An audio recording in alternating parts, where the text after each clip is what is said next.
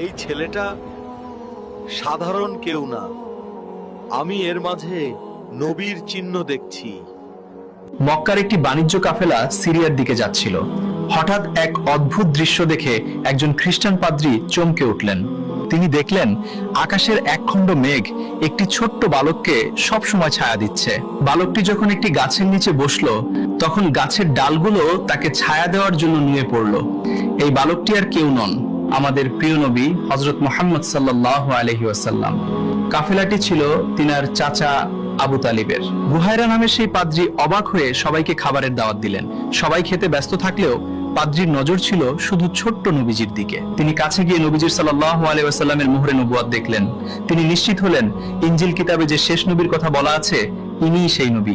বুহায়রা চাচা আবু তালিবকে সতর্ক করে বললেন, একে তাড়াতাড়ি মক্কায় ফিরিয়ে নিয়ে যাও।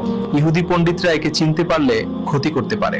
এই কথা শুনে আবু তালিব শপথ করেন জীবনের বিনিময়ে হলেও তিনি ভাতিজাকে রক্ষা করবেন। তিনি ব্যবসার সফর মাঝপথেই বাতিল করে নবীজি সাল্লাল্লাহু আলাইহি ওয়াসাল্লামকে নিয়ে নিরাপদে মক্কায় ফিরে